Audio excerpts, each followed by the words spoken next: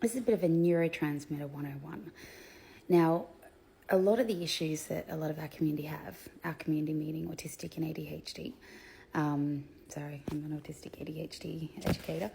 Anyway, a lot of the issues that our community have is regarding neurotransmitters. So sensory stuff's a huge issue as well. We've talked about that extensively already. Let me just give you some basics on neurotransmitters, just a few of them. There's so many, I'm only focusing on a few. Adrenaline. Adrenaline is that neurotransmitter that thrill seekers love. People who love roller coasters, fast cars, dirt bikes. Adrenaline also is for people like me who love a good argument, love a debate, love scandal, love to, like I'm shocking. I've got fake Facebook profiles that aren't in my name because, sorry puppies, because I just love going into Facebook groups and starting funny fights and, going into a fun feminist group and being like, hey, who's got permission from their husbands to be online? Everyone going, rah! Me going, oh, that was so fun. And I don't really mean the stuff I say. I'm just having a joke, being silly, getting a rise out of people. It's in adult groups. It's not like going onto someone's personal page. But I love the scandal. I love the big impact stuff. And that's adrenaline seeking for me. It's like, oh, it's a real rush.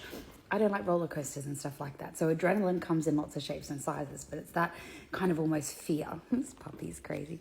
Anyway, so it's adrenaline. You've then got dopamine. Dopamine's all about a win. It's achievement. Sorry, batting my head. Dopamine's achievement. It's a win. It's success. It's, I don't think you can do that. Yes, I can. I'm going to beat you. So dopamine is a big rush, but it's different to adrenaline. So dopamine is the most common thing we're often seeking and the most common thing we're in dysfunction of as ADHDers. You think it's serotonin. People like me probably don't produce a lot of serotonin in their brain. I'm called reward deficient, or the characteristic of ADHD called reward deficiency syndrome describes me to a T. And essentially dopamine bounces in and out of my brain so fast that I'm always looking for the next shiny thing. So dopamine is the win. It's the achievement. It's something that I just get totally addicted to. Serotonin is more so the calming, content type stuff. So when I'm like doom scrolling Facebook and just watching reels, and that's like a serotonin inducing thing, I have to force my brain to do that because it's like I tell myself I don't have time for that. I just need to do the dopamine stuff. Anyway, so people like me are often not good at the relaxation stuff, but we're crazy on the shiny thing. So dopamine is a new shiny thing. Imagine you're a kid and you're an adrenaline seeker and you're a dopamine seeker. Now, that means you like the scandal, you like the big reactions from people, you also like the excitability stuff. Now, when you're a kid, how do you get all that met? What often happens is you start arguments.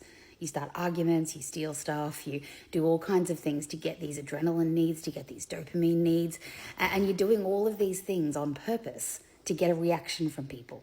So you can use every autistic affirming low demand strategy you want, and these kids are still going to start palaver.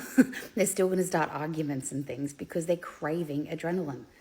So I say to a lot of families, you've got to actually find a way to introduce and increase adrenaline into their lives. And it might be by, saying, they like pineapple on pizza as an example.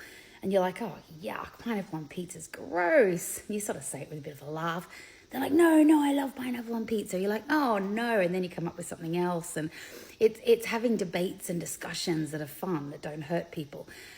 Because if you don't teach these kids how to do this in a safe way that doesn't hurt people, they will just start big arguments and fights. Imagine adding, so you've got a kid that's adrenaline seeking, dopamine seeking. They're also proprioceptive seeking. So proprioceptive is a sensory type of feedback, which is deep pressure. So these kids that are proprioceptive seeking, they can be very rough. They like the big impact stuff. They like bang, bang, throwing themselves on furniture and against walls and stuff like that. Now, if you have that combination of profile, when you get upset and your body's natural response will be to try and self-regulate, it's going to try and access proprioceptive sensory input. That's going to look like aggression. So now we've got a kid who's dopamine seeking, who's adrenaline seeking. They want the big rise, the big impact. They want to start fights. And when they're dysregulated, they need proprioceptive feedback, which means they're going to smash into walls. They're going to put holes in walls. They're going to punch on with their siblings or parents. And if we can find ways to meet this need in another way, then they're less likely to demonstrate behavior of the same level of aggression. If we're able to find other ways for them to access adrenaline, then they're less likely to start arguments to the extent they were before. We've just got to find a way to replace the neurotransmitters that they're craving. And that's going to make it much easier for them to self-regulate. Does that make sense? So the last neurotransmitter to introduce is cortisol. Cortisol is like that stress release. So when we are in high stress situations, we release cortisol. Now, cortisol also can upset your gut. So it's very, very common that a lot of autistic people have a lot of gut problems. We live in high stress situations. And there's people like me who, it's like we bind our dopamine and cortisol together, where every time we're getting this shiny thing, it's linked with stress response. You know, that's why I work in big jobs with lots of high stress. You also get kids who only know how to access dopamine doing things that gets them in trouble. So it's like dopamine and cortisol bind together. And every time they're doing the exciting thing, they're doing something naughty and they're getting in trouble. And kids can get addicted to that. They can get addicted to that dopamine and cortisol bind. And that's why the other strategy here is to teach kids and help kids access dopamine and adrenaline without the stress response. So doing things that don't get them in trouble. Like I was with a kid one day and we just started a food fight. I started it, just threw flour on him while we're cooking. He giggled like a schoolgirl and he's throwing flour back at me, and he knew he wasn't getting in trouble because I started the food fight. So he wasn't getting in trouble, but he got all this great adrenaline and dopamine and excitability and silliness from me being silly. Now, I realize parents don't have endless energy, and this sort of stuff takes a lot of energy. It does. You just got to kind of balance it. You know, do it when you can. When you don't have energy, let the kids use devices or whatever else to get their adrenaline kicks. Start looking at more ways to add challenge-based conversations, debates, happy arguments into your life to give the rise that these kids need. And remember, just because you don't need it personally doesn't mean your kid doesn't need it. Understanding the neurotransmitters and how they all work in the brain and body is really a gateway forward to changing your life.